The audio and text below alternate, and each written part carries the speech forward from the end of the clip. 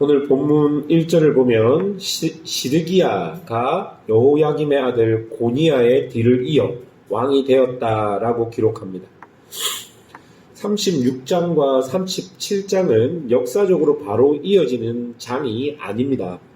하나님께서는 36장에서 하나님의 예언을 불태운 여호야김에게 다윗의 왕 위에 앉을 자가 없게 될 것이다 라고 예언했고, 그의 시체는 버림을 당하겠다라고 예언했습니다.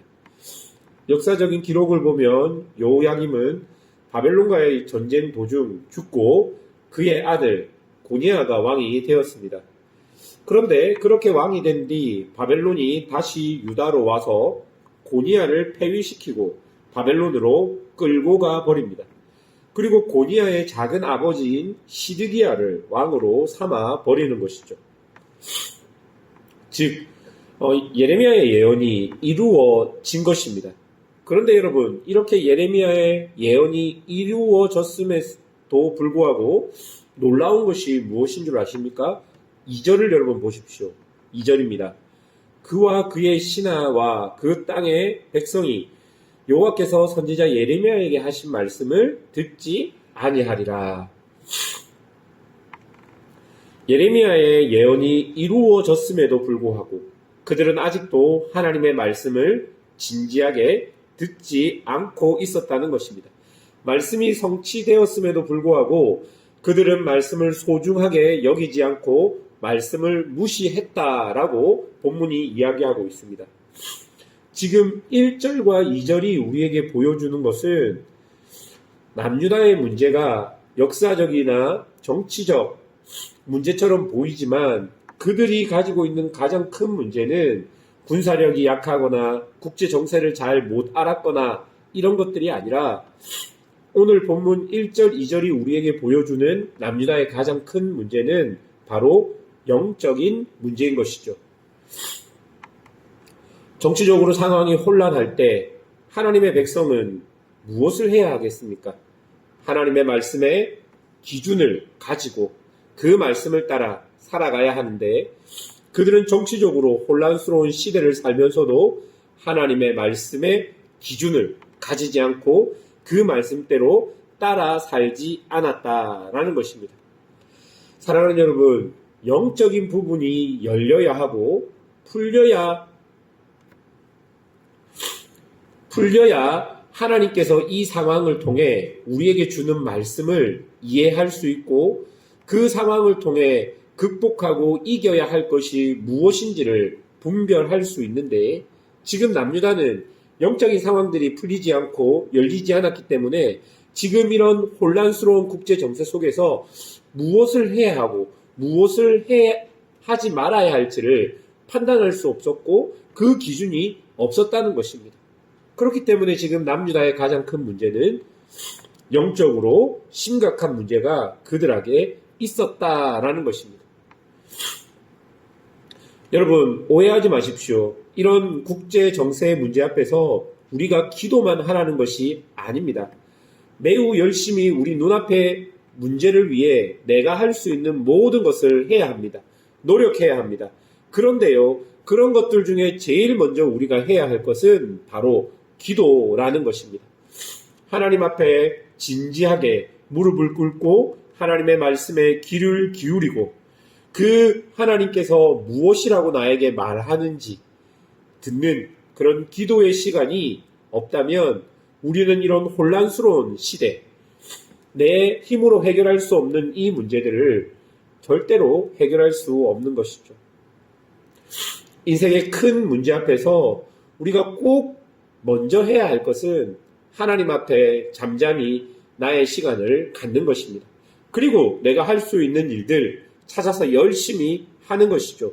그것이 하나님께서 당신의 백성들에게 원하는 모습일 것입니다.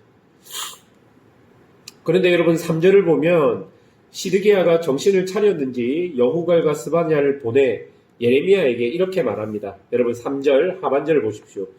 너는 우리를 위하여 우리 하나님께 기도하라. 그런데 여러분 그 이유를 보니까 5절에 보십시오. 바로의 군대가 애굽에서 나오며 예루살렘을 에워쌌던 바벨론이 예루살렘의 포위를 풀고 돌아갔기 때문이라고 말합니다. 그러니까 시드기야는 자신의 정치적인 해결책이 잘 먹혀든 것 같아서 그것을 확인하기 위해 예레미야에게 기도하라고 한 것입니다. 우리가 매일 성경 교재를 보면 그 해석 부분을 보면 이렇게 기록하고 있습니다. 말씀을 듣지 않는 기도는 가증한 것이고 아쉬울 때만 찾는 하나님은 경외의 대상이 아닌 이용의 대상일 뿐이다. 여러분, 다시 말해 시드기야는 하나님의 말씀을 존중하거나 들을 마음보다는 지푸라기라도 잡기 위한 마음으로 예레미야에게 이렇게 요구한 것이죠. 그때 하나님께서 예레미야에게 말씀을 주십니다. 희망적인 메시지가 아니라 심판의 메시지를 다시 주십니다. 7절과 8절을 보면 애굽의 군대는 다시 애굽으로 돌아갈 것이라고 말하고 바벨론이 예루살렘을 다시 공격하게 될 것이라고 말합니다.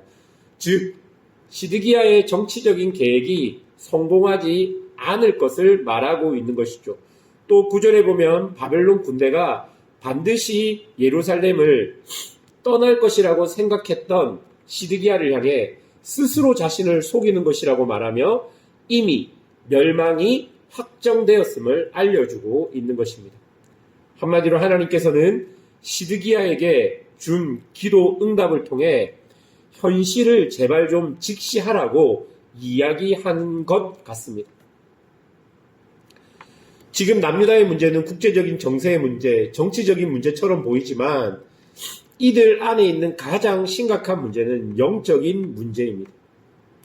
2절에서 분명히 그들은 난리를 치고 왕이 끌려가고 나라가 바벨론의 속국처럼 되어 버렸습니다. 그런데 그들은 그럼에도 불구하고 하나님의 말씀을 듣지 않는 그런 모습, 이것이 그들에게 가장 큰 문제인데 아직도 시드기야 왕과 그 땅의 백성들은 그런 자신의 영적인 상태를 알지 못하고 있는 것이죠. 얼마나 답답한 노릇입니까?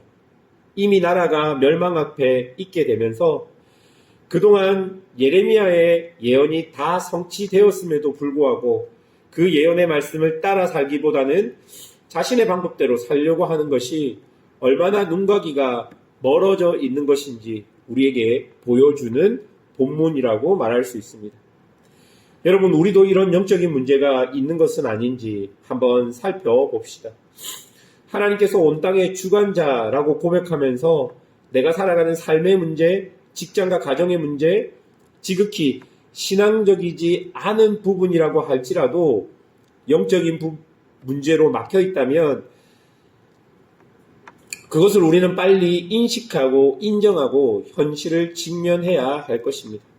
우리 안에 있는 상황의 문제, 우리 안에 있는 여러 다른 문제들, 사실은 영적인 문제 앞에서 그런 문제들이 발생할 수 있다는 것을 우리가 기억해야 할 것입니다. 오늘도 우리 삶의 여러 상황들을 진지하게 한번 살펴보십시오. 그리고 그 앞에 서서 과연 지금 나는 하나님과 어떤 관계에 있는지 한번 진지하게 살펴보며 오늘 이 새벽을 기도로 하나님께 나아가는 시간 되시기를 주님의 이름으로 축원합니다. 함께 기도하겠습니다.